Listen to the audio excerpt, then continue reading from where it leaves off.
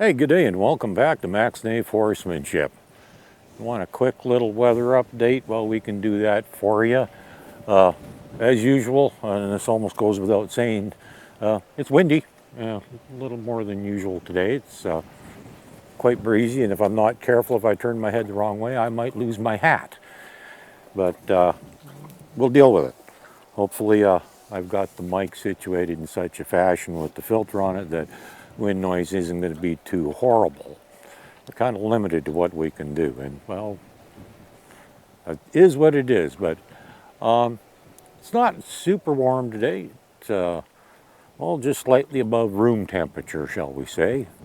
And the nice sun shining. It's decent, but well, if it wasn't for that breeze, it'd probably be a little warm. So I guess the wind isn't all that bad. But just give me a second to move this big dummy out of the way, because I actually got this lead attached to one that's over there. It's a fairly long lead. Maybe I'll explain that a little bit in the process too, because occasionally people get curious what I'm using for a lead, and this is one of my leads. I have more than one, and this is one that I like using, and I'm going to talk about, I'll talk about it in a second. My lead here, this particular lead, this is what I refer to as my training lead. This is one I use more for training. We're not really training today, but for the sake of what I want to demonstrate, I'm going to use this lead because I think it'll work a little better. And well, somebody actually quite accurately identified this one day and says, geez, that looks like sail line. And they were correct, 100% correct. I actually bought this at a shop that specializes in sailboats, and you could buy it by the foot, and it was just the right diameter and everything that I wanted to do what I wanted to do.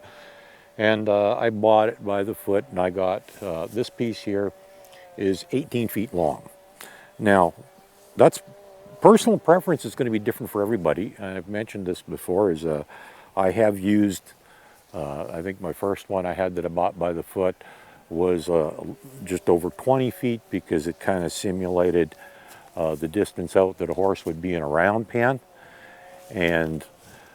But I discovered that was actually too long, and even 18 feet I think might be a little too long. I've been tempted to shorten it down to about 15, but on rare occasions that extra few feet comes in handy. I like it, so it's kind of hard to put it back once you cut it off. So we've left this one at 18 feet. Now, the only thing I will say as far as length goes, because I've noticed other guys like using different lengths. Some will range anywhere from 13 to 15 foot in length, and that's fine. Personal preference, that's what it is. It's what you like best, what works best for you, depending how long your arms are, how big a horse is, how tall you are. All these variables all make a difference. The only thing I know for sure is the ones that you buy at the store, the normal leads, they come in either a 6 foot or a 10 foot length. The 6 foot ones are absolutely useless as far as I'm concerned. 10 foot is okay for day-to-day stuff. I use that quite a bit. And I have even trained a horse with a 10 foot, but there's a lot of things you cannot do with a 10 foot lead. So I would suggest something a little longer than that. Exactly how long? Personal preference, that's up to you. I'm not going to tell you what to use. I'm going to say I'm using an 18 foot, and that might be a little bit too long. 15 I would say is good for sure. 13 might be a little bit short, but it would definitely be better than a 10. I would think a 15 would probably be pretty good. So if you're thinking of going that route, and by the way, if you go buy it by the foot, it's way, way cheaper, I can assure you. And finding an ideal length that you like, if you go to a store and buy a training lead or a lunge line or whatever, they come in all kinds of really odd lengths and stuff that, well, honestly, I don't even know why. I really don't, and the prices are just ridiculous. Buying it by the foot like this is going to cost you about 1/3 the amount. Okay, now we're going to get to what I want to show you today. As soon as I get this big dummy out of my way, again, he's rather persistent. But that's okay. I can be persistent too, and consistent, because that's what we're going to talk about today. Give me a minute. I'm going to move this big dummy out of my way, and I'm going to show you what I want to talk about. You know, a lot of people think this is a pretty good horse. And in many respects, she is a very good horse. But how did she get that way? Well, and that's what I want to talk about today is consistency. Now, she's already 18 years old, so the bulk of her training has already been done. But occasionally, we still have to reinforce things, give her little reminders, refreshers, whatever. But that's all part of being consistent, is the same rules that applied when I was initially training her still apply today, years later. And we don't change that. And even today, well, we had to go get her from the far end of the pasture. I don't know how far away that is, quite a ways away. And on the way back, several times we stopped as we were leading her. And she didn't stop, I mean, she didn't bump into me or anything like that, but she didn't stop where I'd like her to. And so I actually had to back her up. The third time I think it was that I stopped, she stopped exactly where she was supposed to be stopping. She was paying attention to me. But that's because I was consistent that she did that. And so now if I lead her and then I stop, she's going to stop the appropriate distance back from me. And well, that was, and you know, that wasn't the only thing I was being consistent about, is I asked her to back up when she was too close. Well, guess what? When I first asked her to back up, she didn't back up. I had to be a little bit persistent there. And well, consistent. I just kept asking until she did it. Now, what is it that makes the difference? Well, particularly with this horse, she's exceptionally smart, and she can learn bad things just as fast as she can learn good things, because she's smart. And horses do learn actually quite quickly anyhow. So you got to be careful what you're teaching them. And if they get away with something, if they get away with ignoring you at any point in time, no matter what you ask, because everything's connected. I've said this many times before, everything is connected. And if they learn that they can ignore you on even one thing, well, then they figure out, well, I don't have to listen to anything you ask.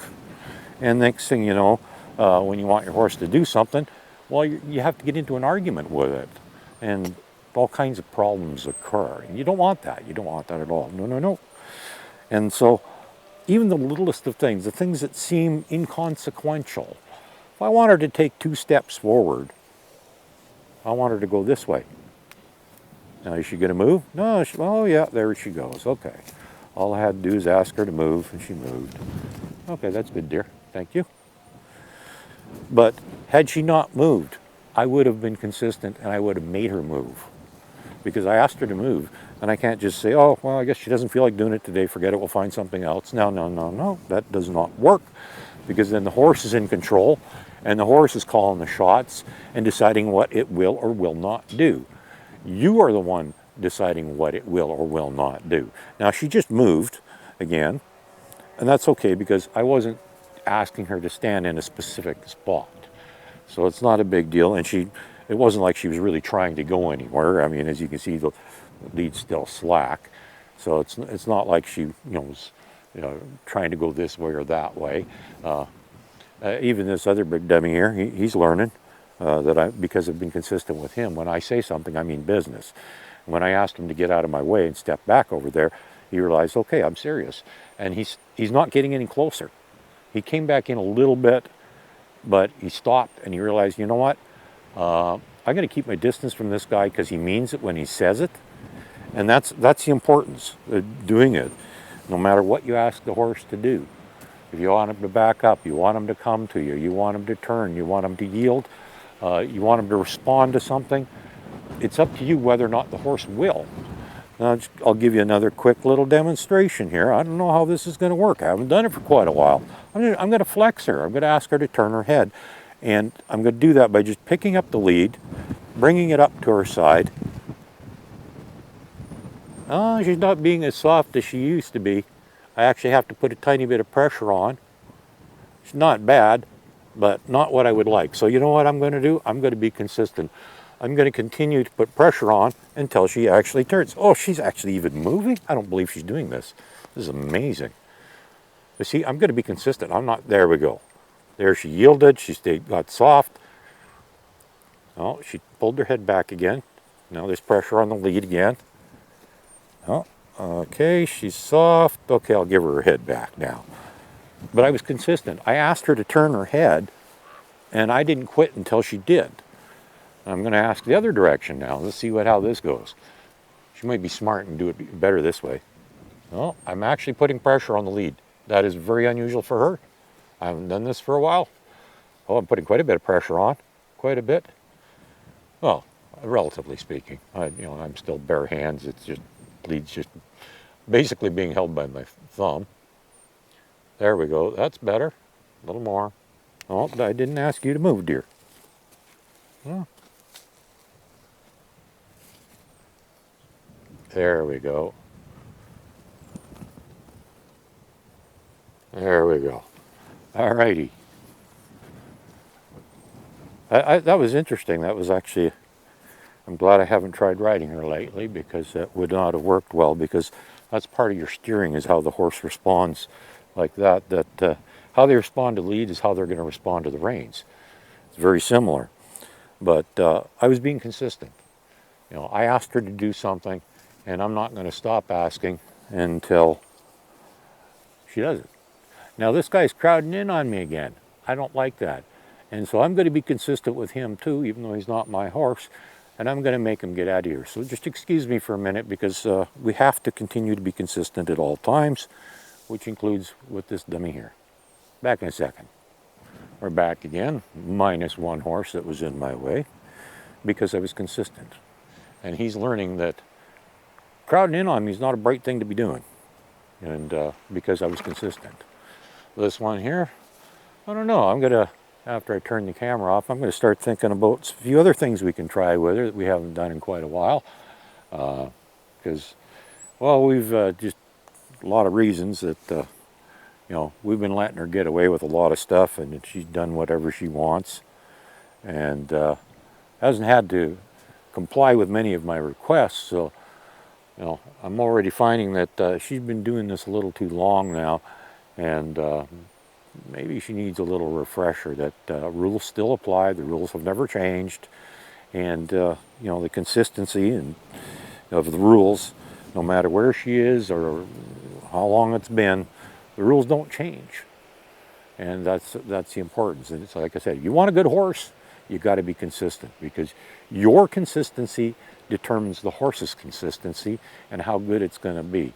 And if she knows better than to walk off while I'm saddling and all that stuff, it's because I've been consistent. And every time she has tried walking off, there have been consequences, and I've done something about it.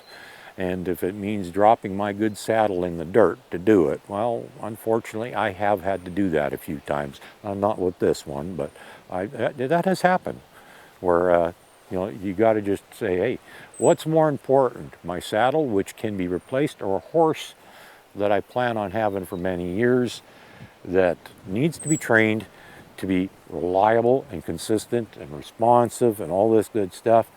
Well, there's your key. Be consistent. No matter what you ask that horse to do, make sure it does it. It's up to you how the horse turns out. Have a good day.